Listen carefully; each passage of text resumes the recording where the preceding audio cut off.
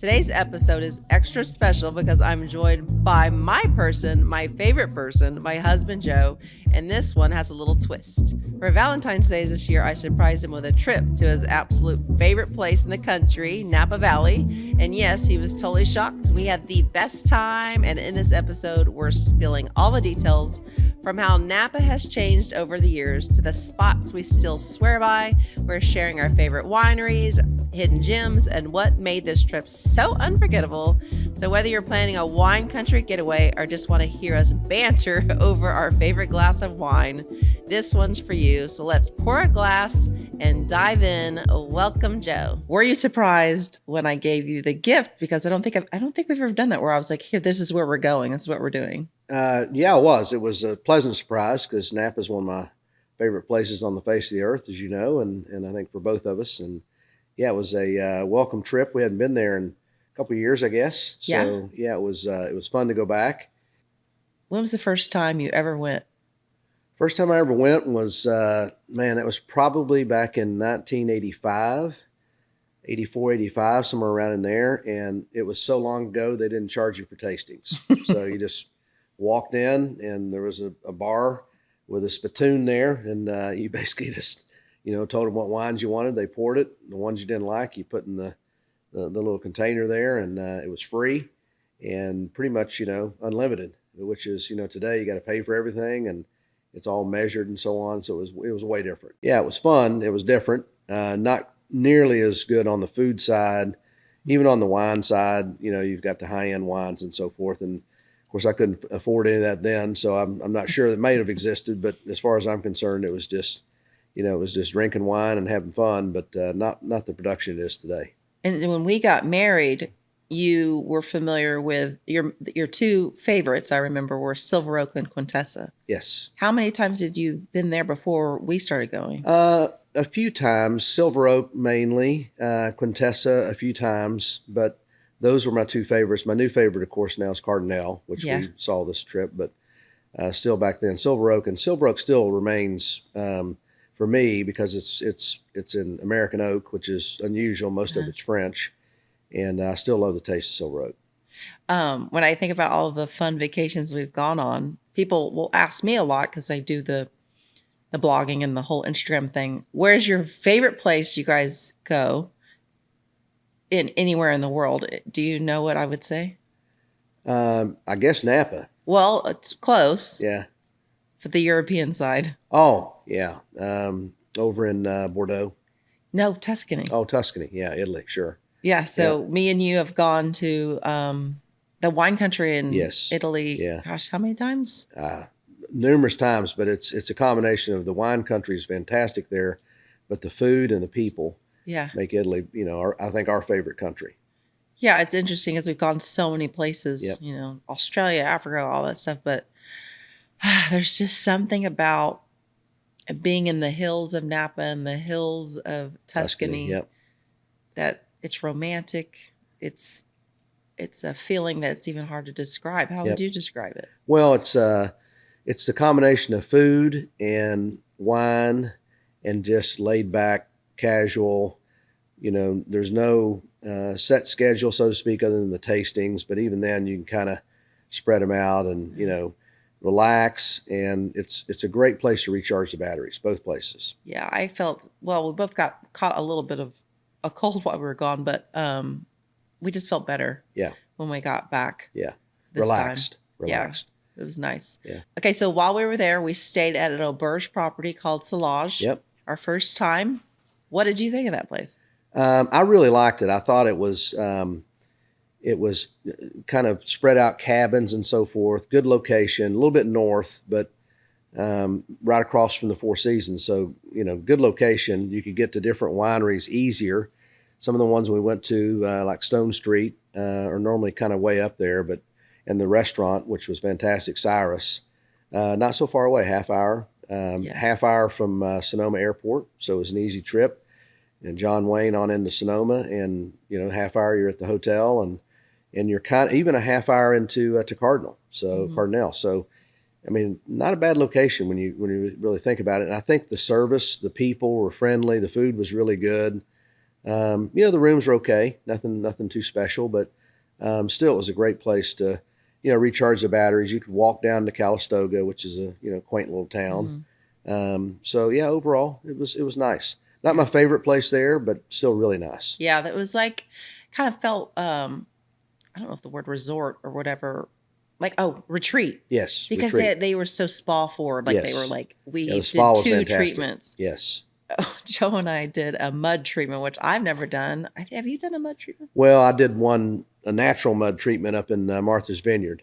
There's Yeah. some clay, natural kind of spas, and you rub mud all over yourself, and then run in the ocean and wash it off. Same effect.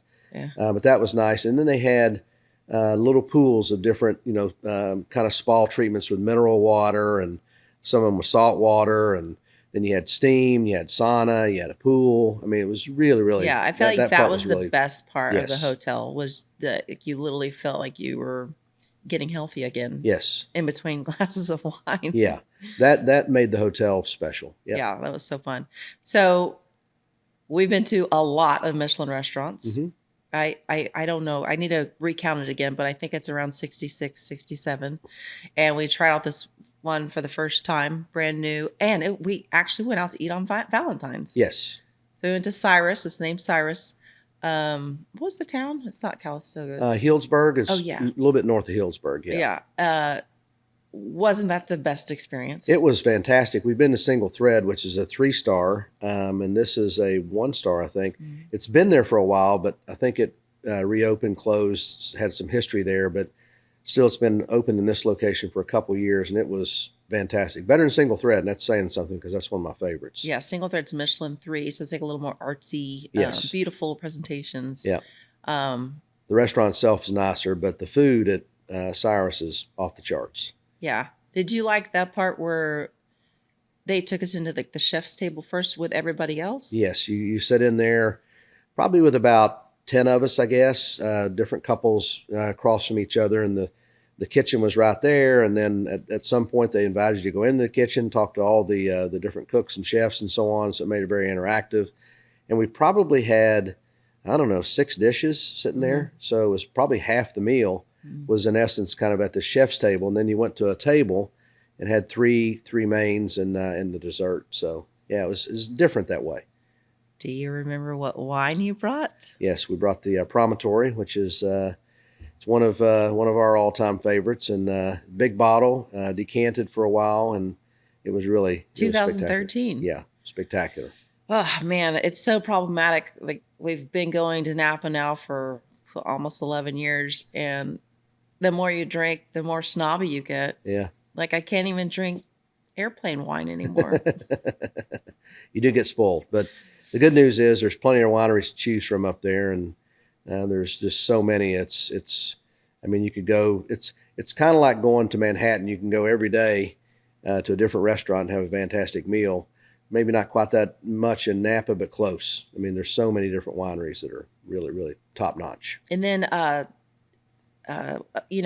San Francisco. We used to live in San Francisco. Yep. Tell them, Matt, about how you worked there all those years, and what. Yeah, we were there for 8 years with a place, and sometimes we were so close we could go to South Napa and have dinner, but we would go up there at least once a month to Napa itself, and so we really got familiar with, the environment there and the wineries and just the whole culture, and it was fantastic. Made San Francisco special. I remember the beginning. I used to have that little blue Lexus convertible. Mm-hmm. When I first got married. Yep. And we would take that. Yep. Top down. Yep. And buy, the second winery. I was all, well, that was before we learned you can't really do 3 in a day. yeah. 2 is probably, perfect. 1 you can get away with and still have a good day and a good dinner at night, but 3 is too much. Yeah, we definitely recommend just doing 2 and Yeah. Uber. Like if you're going to do more, then Yeah. just, you can like rent a van or just get an Uber. Yeah. But I just love you after we've gone to one of your favorite wineries. How would you describe your personality change? Very good mood because, especially if we go to a Cardinale or, one of the ones that are in the top 5, I love the experience. I love the wine. I love the kind of, the people are all very friendly, and it puts me in a great mood. So our first day was Friday, which Yep. went on Valentine's. We landed on Valentine's. Yep. And then Saturday was, we just went to 2 wineries, Yep. but we had this spectacular experience to see these 2 wineries. And then the next day, how many times did I say how much fun I had and how funny you were? Yeah. It's puts you in a good mood, when you have great food, great wine, and we had great food. We had that Stone Street experience where they, it was fantastic because they took us up on top of the mountain. It was 2,400 feet. We went 1,800 first. Had some champagne and caviar, which is a great way to start the day. And then went on up to the top, beautiful views, peaceful.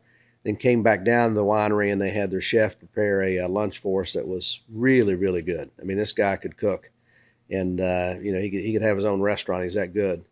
And then from there we went to the second one, which is Melka. Melka Wineries. That was a lot of fun. That's a fantastic winery as well. So we just went Stone Street, Melka, and then the next day we did Cardinale. We didn't have a whole lot of wineries, didn't have a lot of time, but we wanted to do spa and kind of like just rewind. when you said the lunch at Stone Street, funniest story. So Joe's, when you get so happy like that, you talk a lot to whoever's there, and the chef was so nice and everything was so presented so pretty. Like he'd come out and he was presenting it, everything was so colorful, because those high-end chefs, 50% it's about presentation and 50% is about how it tastes. And you didn't mean anything by it, but 2 times, the first dish and the second one, you said to him, well, I hope it tastes better than it looks. And it was meant as a compliment because it looked so fantastic.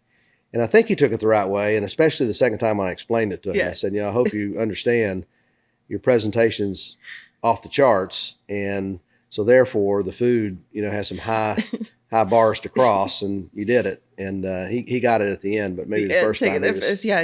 Joe's like, hopefully he didn't spit in looking their at food like, back there. he's so excited to present. He's got the little flowers and the little everything on top, and Joe's like, I hope it tastes better than it looks.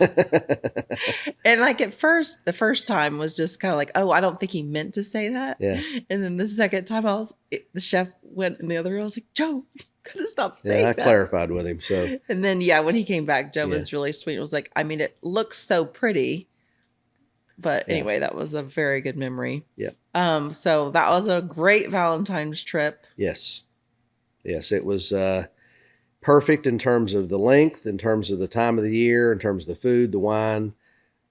The experience with you, of course, is always special when we go to Napa, and especially Valentine's Day. So, to go to two wineries and a fantastic dinner like that, and then to top it off with Cardinale. Cardinale is still just a special place. So that I would say, winery, Tuscany, Napa, Bordeaux, whatever. Like that's our happy place. Yes, right. I agree. We don't need the ocean. I agree. We like to be in the hills. Yep.